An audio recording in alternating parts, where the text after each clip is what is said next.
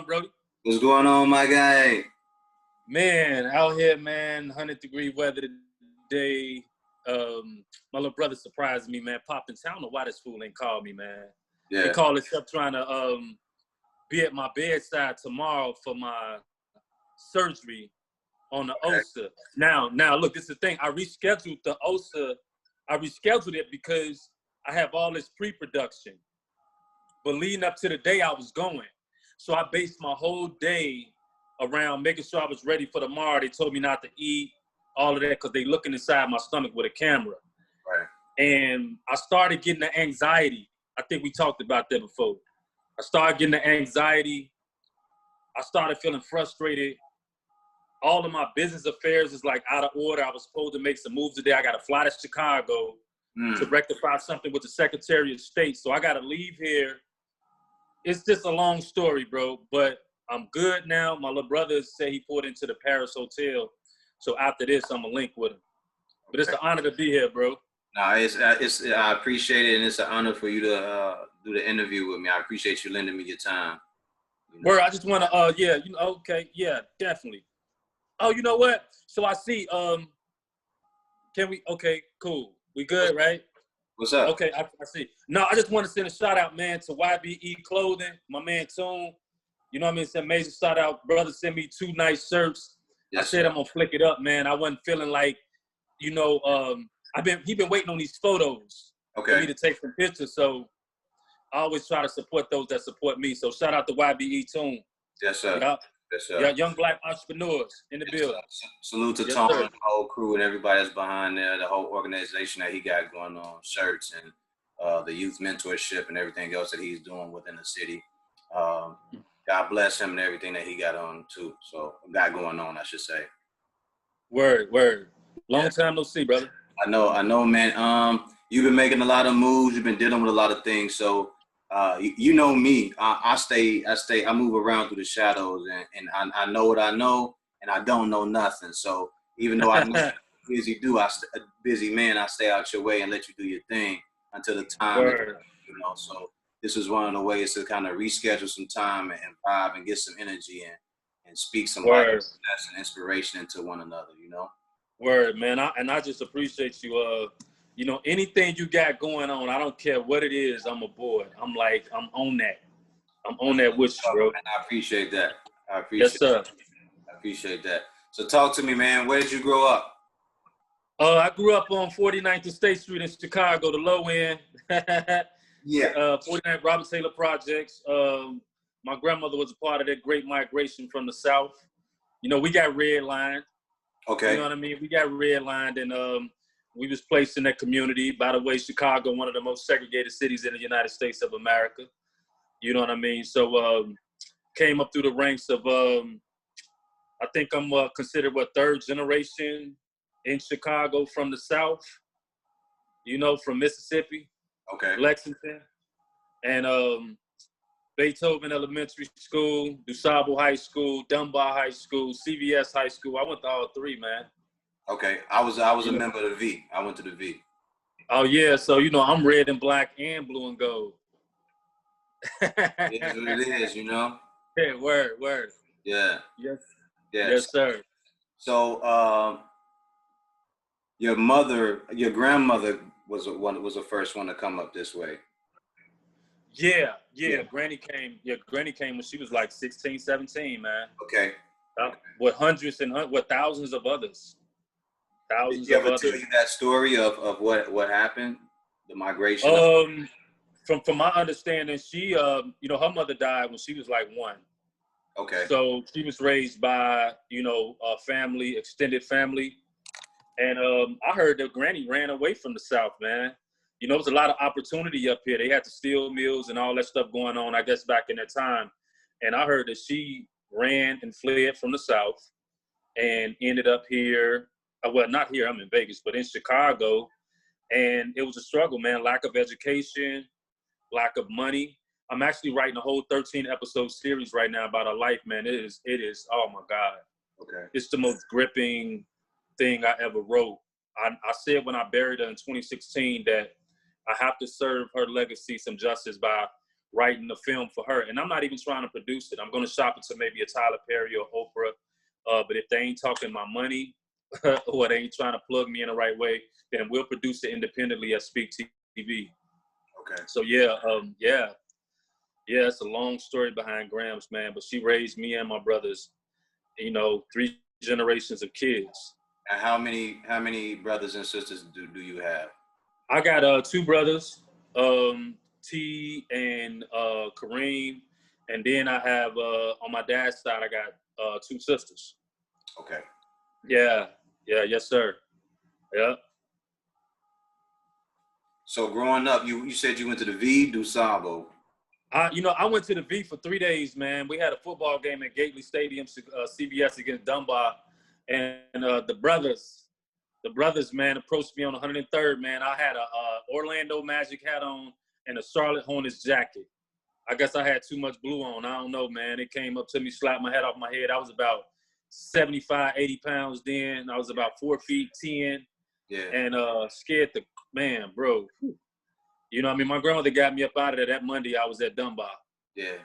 Yeah. So I lasted 3 days, man. I lasted 3 days at CVS. It was huge, man. It was a long way from elementary school. And plus me going to school on the low end and going all the way on 87 to school over East, man, that was just, it was a lot. That was different. That was a different experience right there. Yeah. The crazy part is it was only a certain crowd of people that will follow you that way. You know what I mean? Because they know when they got to a certain area, it was time to back off. Yeah, word. Yes, sir. Real gully dudes that was down to, follow you that way, Yes, sir. Yeah. Fact, because I had the Orlando Magic starter jacket on. All blue. You know what I mean? Word. One of the hey, that was the days, man. Yeah, they caught me with that jacket on, and they ain't jumped me. I think they knew the time, but what they did was they took a black marker and they wrote a permanent ink on the back of the jacket for the Magic, and they put what it stood for to them. So they were murdering all gangsters in Chicago. Damn, and I never knew that until now. Yeah, it all makes sense now. That's why they came at me like that. Yeah, that's why they came at me like that. They weren't and playing. My partner was with me, man. When they came across the street like 50 deep, my homie just stepped to the side like he wasn't even with me, man. Oh yeah, because and he was the reason I went to CVS. I went to CVS trying to follow that fool. Yeah, them ass whoopings was abundant when you was like in the wrong area. Back then, all that stuff was real for certain. For certain people growing up. So I had that going on, and then when I got back to where I was originally going to around the house, they weren't too happy when they saw my coat. You know what I mean? So they were like, "Yo, why would you do that?" I'm like, "Do what?" Because I don't know what they did. Like they just took my coat off me. They took the marker. They did whatever they did. They put the coat back on me and pushed me on, told me to get the fuck on up out of there. You know what I'm saying? That was real gang bang days. Yeah, that was a gangbanging day. So when I got back to where I was going, they was like, "What is this right here?" I'm like, what you talking about? And they took the coat off. I was like, "Yo, I got jumped." You know what I'm saying? These guys, like, they took my coat and everything. They was holding me and everything. And I told them the situation. And they kind of backed off. But, you know what I'm saying? I had to go get another coat. You know what I'm saying? Oh, yeah. It probably wasn't Magic. Was it a Magic again? Nah, I came back with this was before people was even up on Columbia. The Columbia coat. Okay. Yeah. Yes, sir. No, I think I had another. I had a blue Detroit Lions. You dig? Oh, word. I went and got a Detroit Lions reversible. The reversible. Anything blue, you was asking for trouble back then. Yeah, man. it was what it was. But to a certain degree, for me, it wasn't necessarily about as far as they was going with it until they took it that far. You know what I mean? But word up. As I got older, shit happens, and you just deal with it. You just learn to deal with it. Like, well, if this is what it's gonna be, then this is what it's gonna be. So you just adjust to the climate. Yes, sir. Yeah. So that was part of the shenanigans of going to the V. I think about my sophomore year, a lot of that stuff kind of just, it wasn't even that bad my freshman year. It was just that I didn't understand what that was because I never knew what what the red and black was. You understand what I'm saying? I feel you, yeah. At that time, I didn't really know it because everywhere I grew up, everybody wore blue. You know what I mean? So I didn't know red. I thought the handshake was cool when I saw it. I ain't even right. It was. Yeah, and definitely for me, during that time, I was fresh off of Brewster's Place, the series with Oprah, man. I was a kid, so I was still a child actor during the time. And I hit my freshman year. That's when I knew Chicago was real. I mean, I knew it was rough in the projects, but to venture out, I really got a chance to see what that Blackstone and that Vice Lord life was like. You know what I mean? It's a whole different thing, man. You're like, yo, what are they? I'm like, that's cool. But it was a whole different dynamic to all that, all the acting and everything. So, yeah. So how did you get into acting? You know what? I was that's a good question. I was when I was going to Beethoven Elementary School, of course, at that time, Robert Taylor Projects was considered the most impoverished community in America. And so they had these people, white folks that were going around to these different public schools, and they were looking to help underprivileged kids to be acquainted with the arts, the performing arts. And during that time, I was a class clown, man. I like to imitate and do renditions of Eddie Murphy and do renditions of Jamaicans, and whatever I saw on TV, I mimicked. Okay. So when those white folks came and they was looking for people to perform, that's what I did in class anyway. So I stuck out like a sore thumb, and they grabbed a hold of me. They enrolled me and like 6 of my classmates into this whirlwind performance company that was out of Roosevelt University downtown. Okay. And during that time, I was rapping on the L trains and stuff. So we prepared for this big show, and we were going every Saturday. We prepared for this big show, and once we did the show at the Art Institute, I performed this rap song that I did with Freddie Rodriguez. Freddie Rodriguez is one of the biggest Latino actors in Hollywood. He actually did Dead Presidents and a few other films, Poison, just a gang of movies. And we were rap partners. So I did my thing, he did his thing, and I looked out in the crowd and I did not see a parent for me there. My mother wasn't there, my father wasn't there. And I'm looking at all of these kids run up to their parents after the show. And I'm just looking like, I'm the kid from the projects, remember? And I'm just like, man, like, where's my parents? Yeah. And I'll never forget this day. It was raining like crazy. Me, my brothers, and my best friend, Aziz, we left. And we were walking to State Street to get on that bus. And it was raining, pouring rain. And I said, no, I just can't leave. My mother told me she was coming. And I took my brother and my best friend, and we went back in the Art Institute. And as soon as I went back in there, this casting director named Sherry Mann grabbed a hold of me. And she was like, I have been looking all over for you. Where did you go? She's like, oh my God, I got so much work for you. You're so talented. Gave me her business card, told me to tell my parents to call her. And I went home. I was excited. I gave it to my grandmother. My grandmother passed it to my mom and dad, and they called me downtown for an interview. The interview led to audition. I ended up with a talent agency named David and Lee. And after that, I started going on auditions. And my first audition was for a Wonder Bread commercial, and I slammed it. I landed it. Yeah, from there, I auditioned for this Whoopi Goldberg film, The Long Walk Home. They called me back 9 times for that, and I didn't get the role. They gave it to my best friend, Jason Weaver.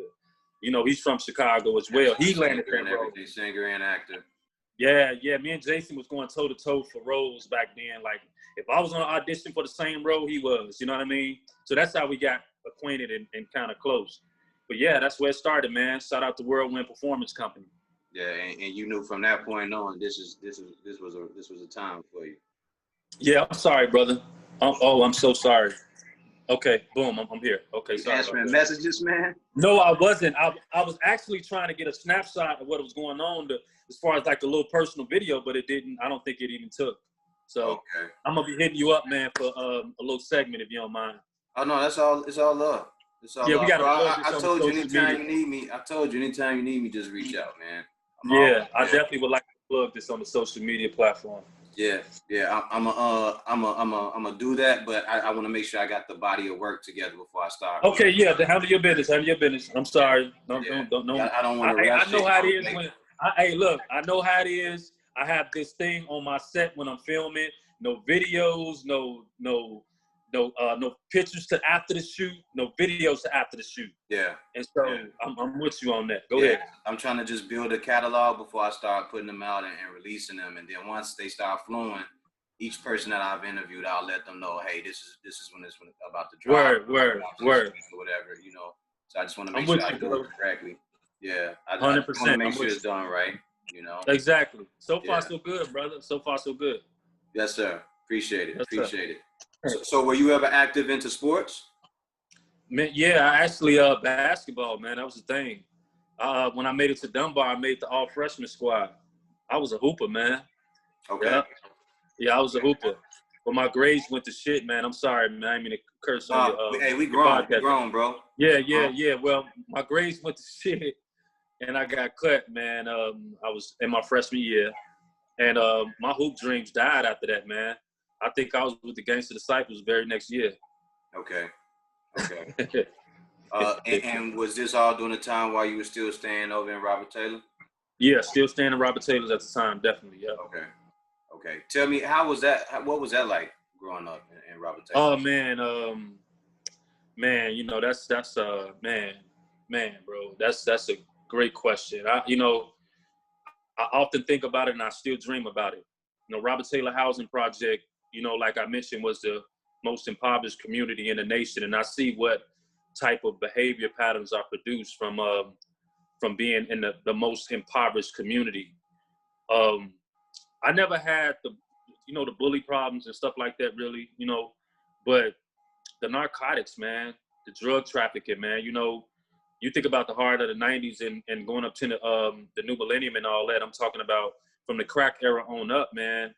I'm talking about it was prevalent. It was heavy. You know, it was a lot of money out there, you know. I remember having times where I would be down there with other people and take visits and be able to see what was going on.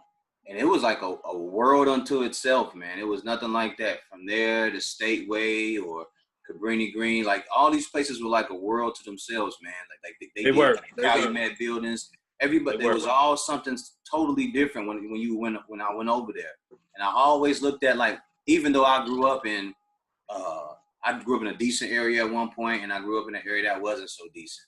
But going there was something totally different. And I used to look at the guys that I was around that would be talking tough. I'm like, man, have y'all ever been down here where these guys be really rumbling at? Like, most of y'all won't even make it, man. And some of the stuff I seen was totally eye-opening, man. And it was kind of depressing at the same time to know that human beings were living like that. And not that they wanted to be, but it was just because they were just left like that. No one, and it just kind of like abandoned. And no one gave a shit what was going on at the time. Yeah. I knew it was real, man, when I was 8 years old. And see, in my house, my house was a dope house.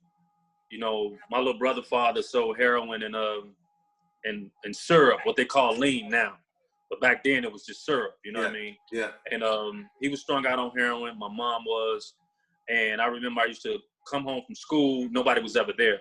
But I used to have this thing about being with my mother, even though she would tell me to go to my grandmother's house. And I went down to, there was this one particular day, man, when I went there and I waited for her outside all day. She found me sleeping in front of the door when she came. It was late. I would stay right there until my mother came home. And she let me in the house, and there was some level of depression that hit her. And she laid me down on the couch real nice and gently, and she went to the bedroom window and tried to leap, man, out the 11th-story window. Wow. Tried to jump, man, and I don't know, it was just something, man, woke me up.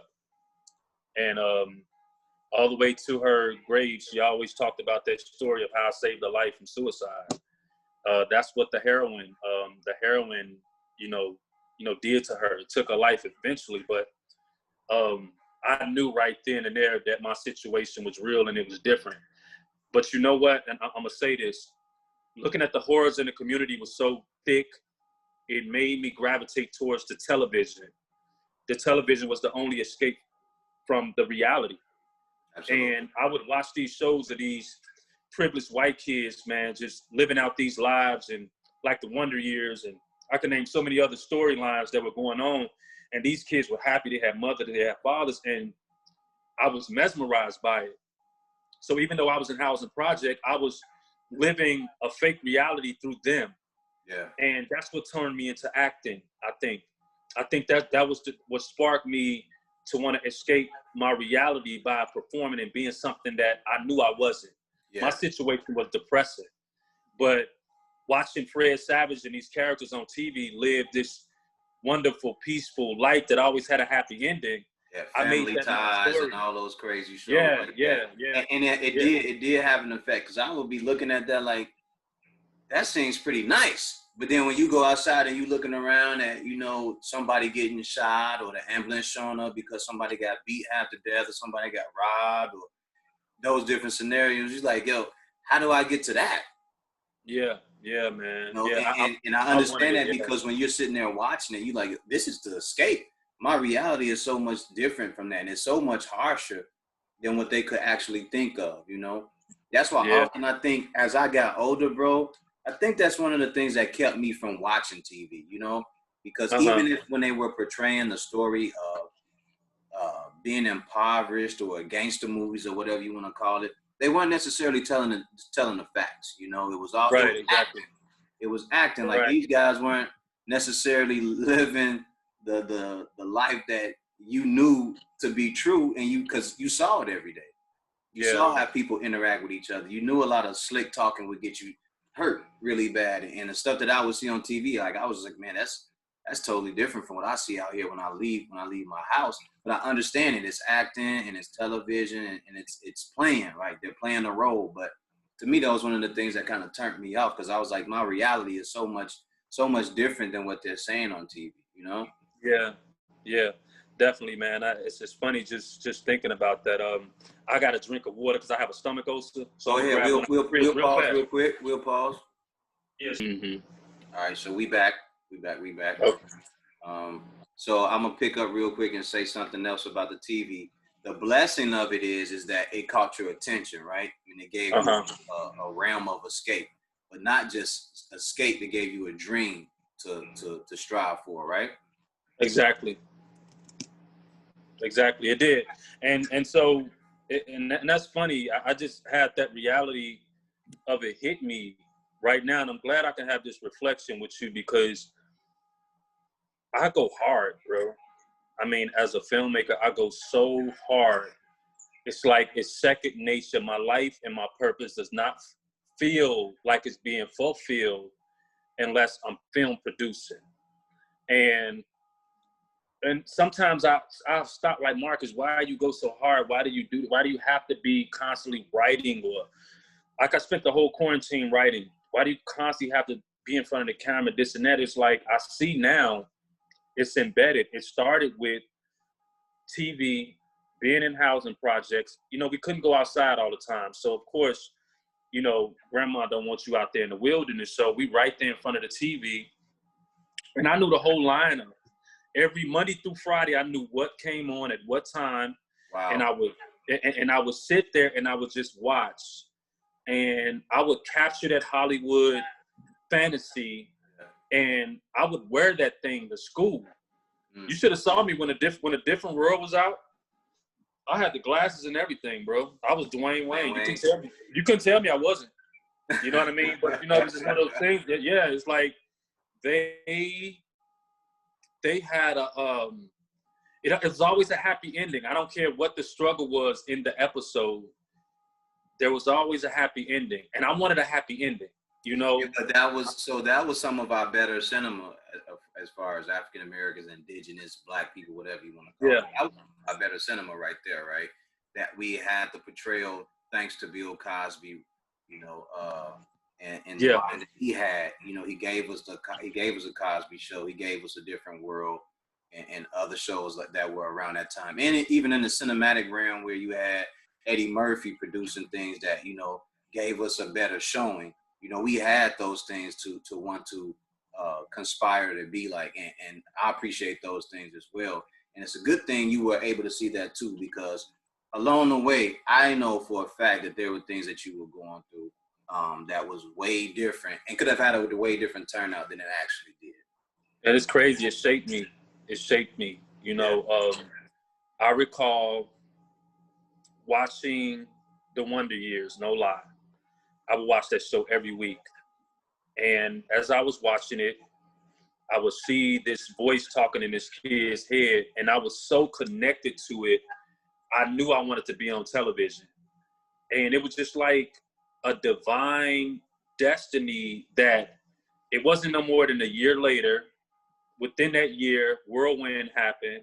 And from Whirlwind, Sherry Mann happened. She was one of the biggest casting directors in Chicago, Caucasian woman. She discovered me. And it was just a year after me being mesmerized by all of this television, I look up, I was on television. Mm-hmm. It was unreal for me. And I just remember, like, it just felt like it was supposed to happen. I didn't even force it. You know what I mean? Like, I'm a kid, I'm a minor.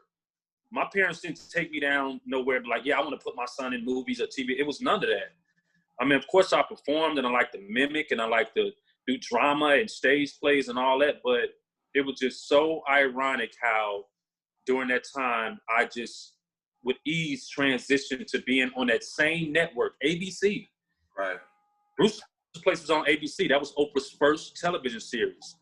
On ABC, right after my favorite show that I had sat in front of the TV watching all of that time as my escape from the harsh realities and the projects. It was just, you know.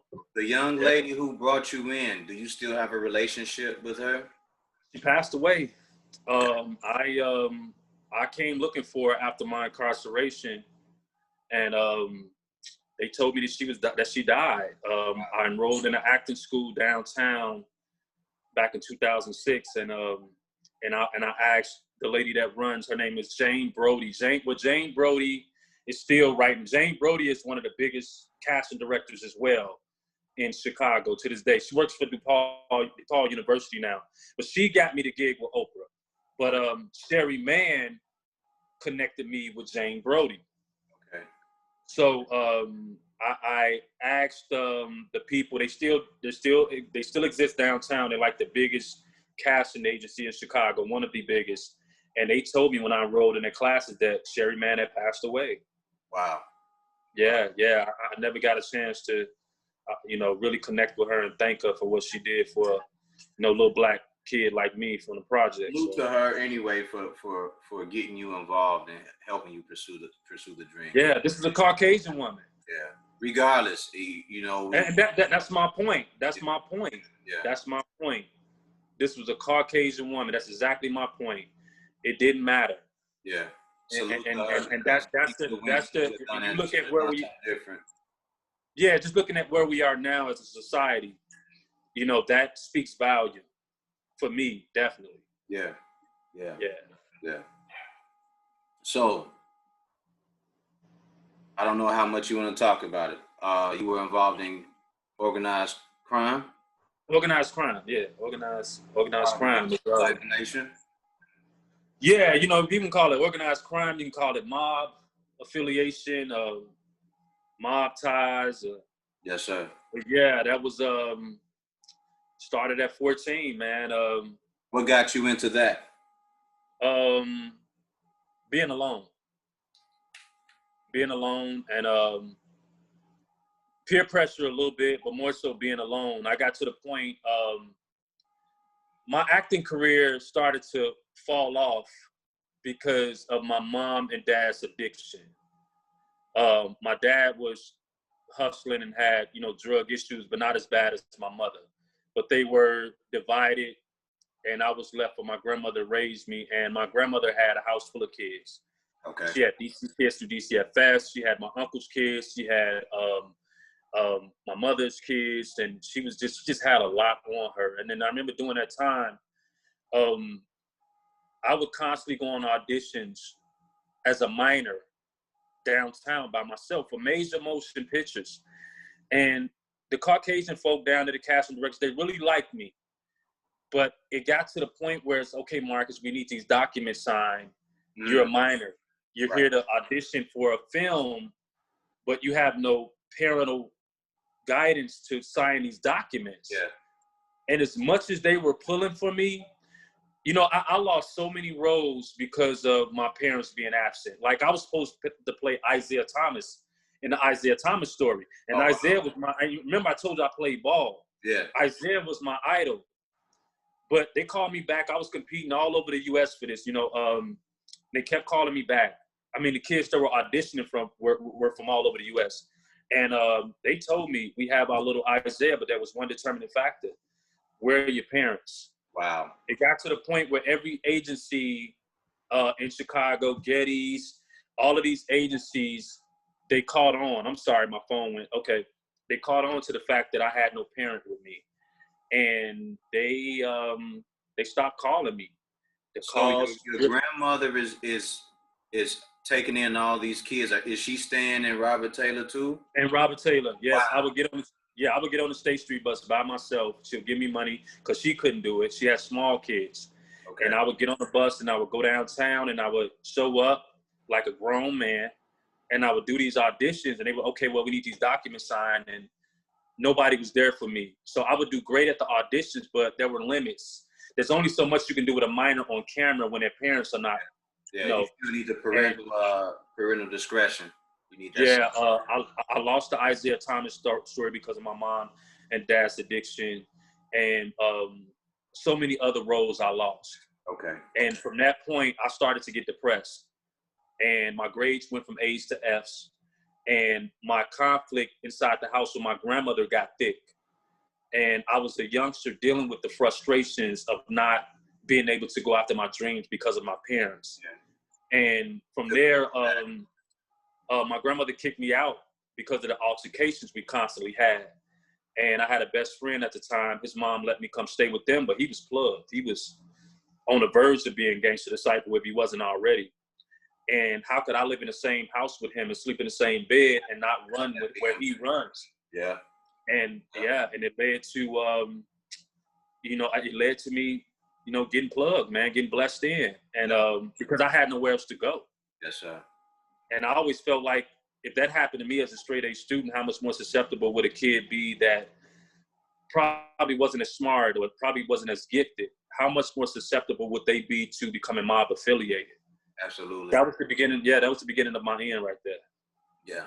And it changes a lot of, like what you're saying, a kid that's getting A's and is on the cusp of doing something great can be snatched up like that. It's just as easier for a kid with B's, C's, D's, or F's to just be looking for respect or some sort of love, to just be swept away into that type of culture and be lost forever, or just have their mind changed in the way they go about life and the way they live their life, or the way that they're perceived by the neighborhood or their teachers at school, because I know coming up with certain people, including myself, you're lashing out because you're looking for love, right? And it's it's misplaced aggression. Yeah. You don't really know how to talk to people about what you're going through, because I know where the way I was taught was to just shut the hell up when I had an emotion, right? When I wanted to talk about stuff, I was told to shut the hell up. So being around guys who didn't mind letting me talk or let me fight through certain things, you gravitate to that. You know what I mean? And it was an easier escape. You feel like people love you. You feel like people respect you, and you feel like it's a place to really be. And the whole time, not to disrespect nobody, but part of that is you're losing yourself. Yeah. You're not really chasing after your dream. What is the end goal to that? For you, the goal would have been to be an actor, to be on the cusp of greatness, right? To get right there at that Isaiah Thomas role, but not be able to grasp hold of it because you're lacking the parental advisory or the guardian signing off on it, and these are things that happen for people who don't understand. And some of them, they just grow up in it. It's just something that people just grow up in. Yeah, man. Yeah. I can go even deeper, man. I had, I got cast in Eddie Murphy's first movie as a producer. Mm-hmm. It was called The Kid Who Loved Christmas. And that film comes on every holiday. And there was a casting director there. He was directing the film. His name was Arthur Allen Siedelman. Okay. He was huge. He liked me so much, man. He's like, my mother wasn't there. She left, of course, left me on set. And he was like, I have so much work for you. Tell your parents to get you to LA.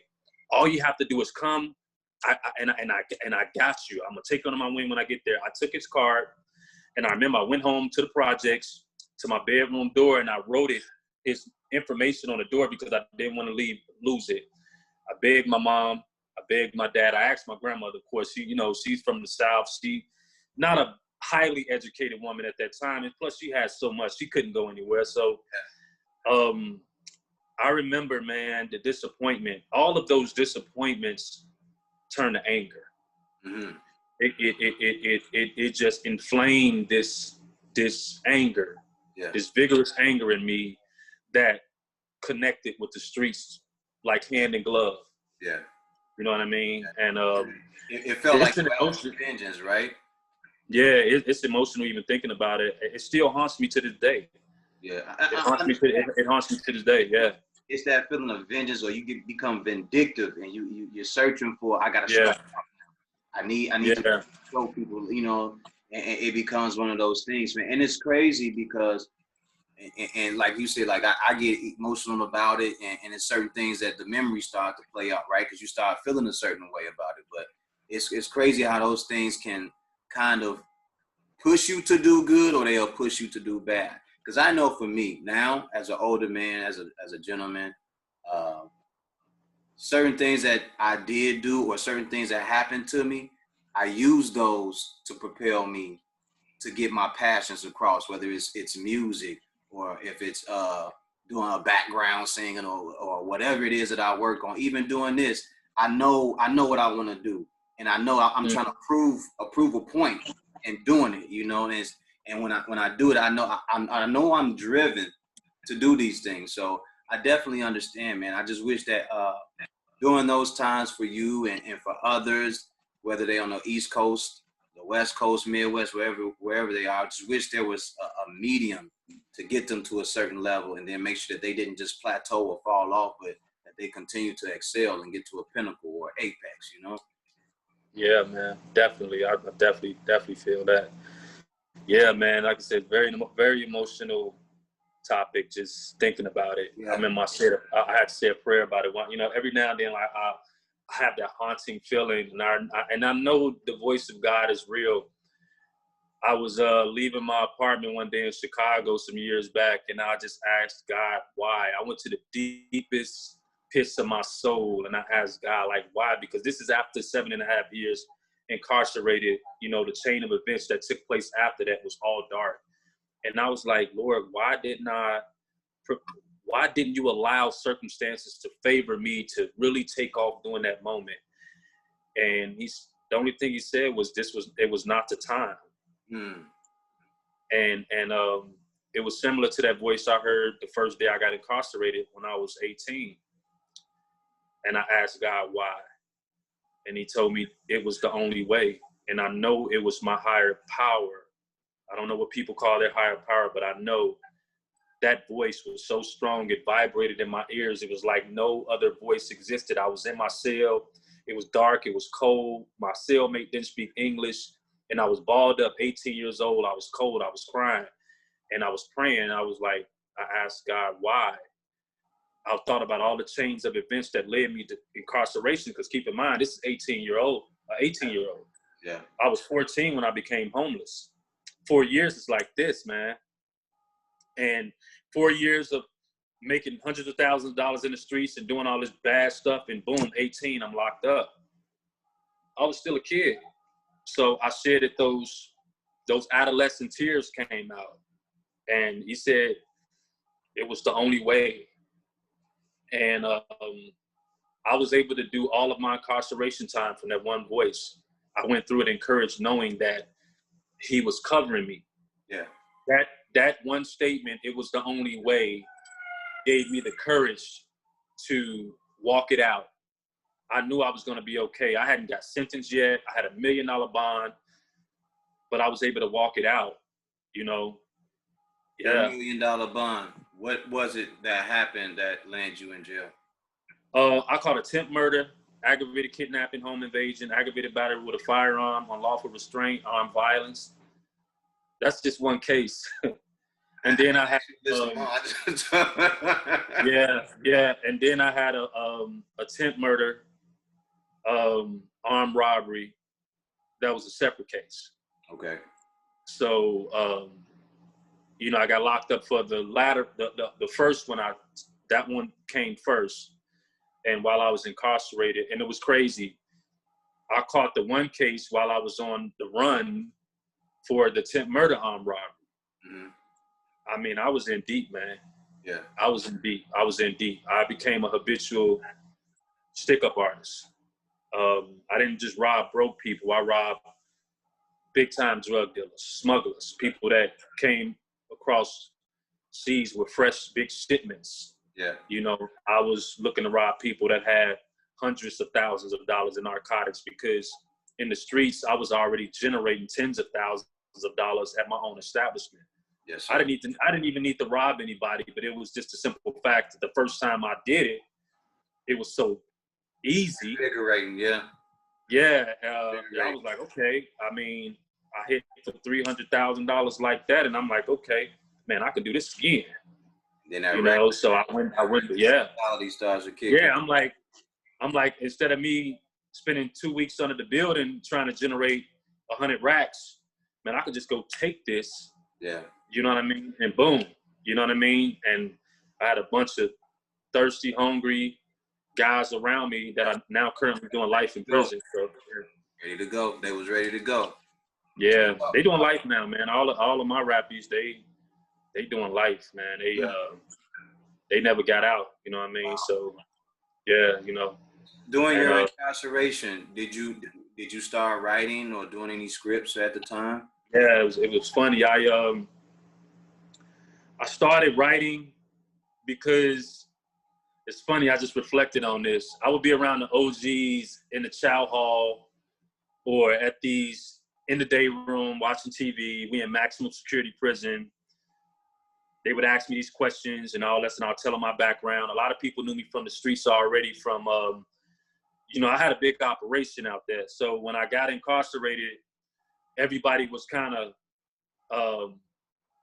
what's the word I'm looking for? They gravitated towards me. They were kind of mesmerized by my stature because I was a young, you know, I was the guy that I had it, and I was running my own project building. And they would ask me, you know, about my background and all that. And you had a few people that knew, you know, man, that's Short. Short played on TV with Oprah and Blase Blah and all that. So people naturally gravitated towards me for conversation. So I would sit there smoking a cigarette, you know, telling my story. And every time I told my story, people were like, man, you need to write a book. You need to write a book, man. You need to write a book. You need to write a book. My cellmates, oh, man, you need to write a book. So I started writing the book on lockdown. I was reflecting on my life because to me, it was a crazy roller coaster and an amazing story of how you go from being at the top of your game as a child actor, getting your own money, to being one of the biggest drug dealers in Bronzeville on the low end on State Street, to having $1 million bond and being incarcerated. It happened so fast. So I started just writing documenting all this information. And I brought the notes home with me.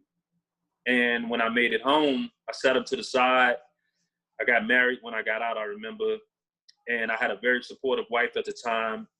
We were high school sweethearts. Well, we had been together since we was 13 and 11. So we called ourselves, you know, dating since then. So she was so much support. She was like, yeah, you know, write the story. And so I remember I sat down at the kitchen table and I started writing it as a movie. I transferred the book material and I transferred it into a movie script. And we wound up divorcing shortly after. And for me, therapy was finishing that story. And that's when I went back to acting school in 2006. And once I saw the politics in the acting realm in Chicago, as far as the industry go, I had dreads at that time. I said, I got to do this myself. So I took that script and boom, called it Vulture City. And man, that's just history, man. Life changed forever. Yeah, life changed forever. I remember me and you would sit around and chat, no matter where we were. I think one of the yeah, definitely. And there was so much that we had in common. You know, that I Oh had, yeah. Oh yeah. you know. Yeah, definitely, yeah. More of it was revealed to me by watching the first Vulture City, right? So I'm sitting there watching it, and I'm looking at it like some of this is very similar. You know, Right. I remember. the I remember crazy you part told of me. it was because we had sat around and talked about a lot of that stuff. I was like, yo, at this age, like I had a girlfriend who was, you know, she died, such and such and such, and we were going over, and he was like, yo, Yeah. check out my I movie. don't know what did it. We just clicked instantly, man. I just remember we were just sitting there and we frequent the same spot, and before I knew it, man, it was like magnet. Yeah, Like, yeah, and we was good at ever since then, and I think it was just genuine energy because I think as young black men, we are dedicated to art, right? We are dedicated to what we love, and for you, that's part of your art. My art is in different ways, whether it's rapping or whatever it may be, or drawing or whatever it is. So very good rapper, by the way. I appreciate that. I Yes, appreciate sir. that. Yes, sir. Salute. But it's those things that brought us together, but not just those, the genuine feel of being able to talk to somebody openly and Yeah. as men have an understanding of I know who I am. I know what I've been through. You know what I mean? So I don't mind sharing my story with someone. If it Right. is not to share it with them to make them afraid or make them feel sorry, but it's to let them know that I'm able to talk about my life and I'm not afraid of who I am or what I've become because this is my story, right? This is my experience. You know Mm-hmm. what I mean? So I think those were the things for me, you know, just being able to talk openly and speak and being able to share these instances that we have in common. It was just like a correlation. It was just like talking to my brother. You know what I mean? Word. And Yeah. I thought I was like, yo, bro, you like a brother to me. You know what I mean? Like Yes, sir. see, every time I see you and we out, we discussed Yes, on sir. whatever that we may be doing, you know, and it was always genuine love. Yeah, always. Yeah, Always. and Yeah, I always. always appreciated that. Even at times where I could tell, I was like, yo, he angry today. I'm gonna go over here and talk to him. Especially when you had the dreads, I was like, I'm gonna go over here and say something to him. Right. Yeah. I could Yeah, see the man. chip on your shoulder. I was like, Yeah. he Yeah. bad You mood. know, that was, I think the spot that we frequent was my winding down or trying to pull everything together moment. I miss that, man. I really do. Oh my God, I miss that. I haven't had that in a long time. Really? Just to, go sit down at a spot where everybody knows your name. Yeah. You know what I mean? Yeah, that was a good feeling. And you're right. And just go sit down and have a little cocktail and reflect. Yep. Shoot Watch the game, watch the game, Yeah. and just have some healthy dialogue, man. Yep. You know what I mean?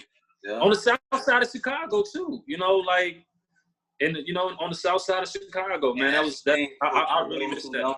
For those who don't know about our city, there are places on the south side, in different areas and different pockets of the south side of the city where you can actually go and have a good time and not worry about nothing. The perception is that we shoot up everything, or the black folks, or you got these Negroes or these niggas out here shooting up everything, and it's not the actual truth. That does happen, but those happen Right.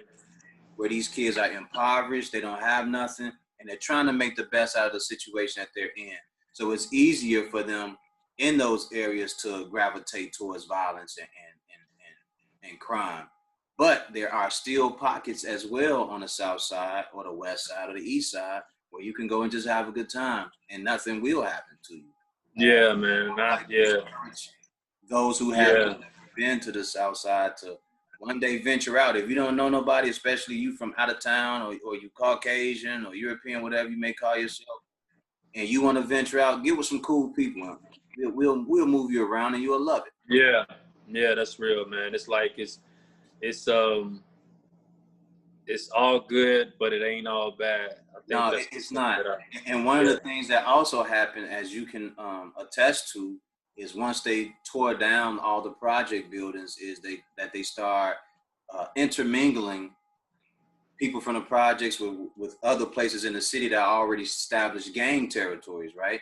So you got people from Robert Taylor who may end up in an area where it's vice lords or solid foes or something like that. And it causes frictions because these guys got a set of rules over here already. And these guys are coming over with the mentality of we ready to take whatever's in the way. You know, Mm-hmm, so yeah, a lot of that's that true. was part of the problem as well. And it's a sad situation that most brothers can't get along or have an understanding of where each other are and fix those situations so that something can be done on a certain level, you know. But Yeah, we're dealing with a whole nother element yeah, now. It comes in the form of appeal. yeah, yeah, And people ask why all the murders and things that take. Well, it's always been heinous murders in Chicago, but it's everything is. It used to not have a conscience, of course, but now it's like even more. It's just unconscious way of just going about executing crime and murders and hits, like what happened downtown. We're hearing about stuff that we don't normally hear about. Somebody getting killed on Oakland State. Like the rapper FGB Duck did. Rest in peace to him. And it's funny.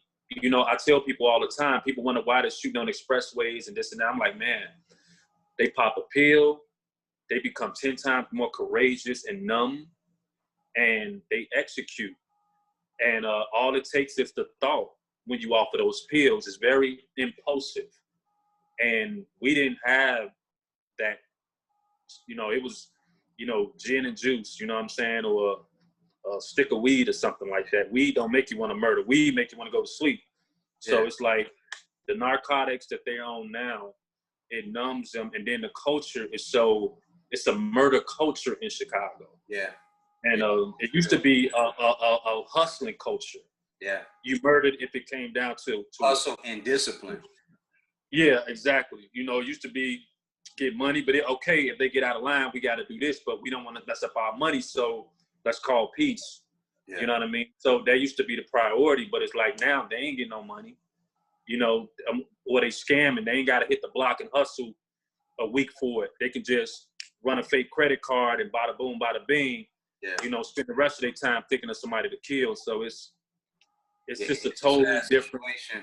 Because I've talked to certain guys, and not all of them, but certain ones that I do speak to, the money that they are making out here through what they call a hustle is something that they could actually make if they got a decent job, if they work for a labor. Yeah. But it's deeply rooted in what's going on in the household. So it's like the mothers, we're dealing with the type of mothers in our communities that was attracted to hot boys that did fast things. Absolutely. And they pretty much, I don't want to say groom their young men, especially if they're in a single parent household. They condone the behavior that mimics the type of guys that they like. Yeah. And you have a youngster only seeing that image and coming up in the ranks of that. And I'll go even deeper. We know how a lot of single black mothers talk about the ratchet ways of a black man. Oh, fuck that nigga, this nigga, bitch ass nigga now. You got a son that's hearing this all day as he's growing up and developing into a man. When he steps out into society, he has no love for a man because in his household, the next man was already demonized.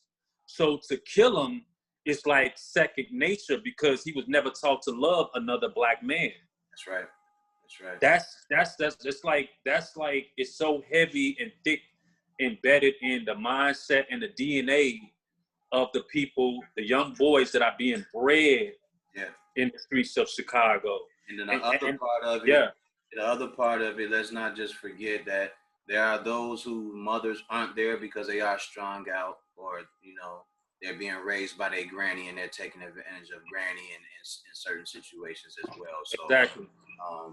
It's not the best situation in the world, and I hope that anybody who is listening or gets a chance to hear it, please understand that I don't condone or provoke any type of violence at all. I will only use violence in self-defense of my family. That's it. If it's me, I'll let you get away with it as long as you don't put your hands on me. All right.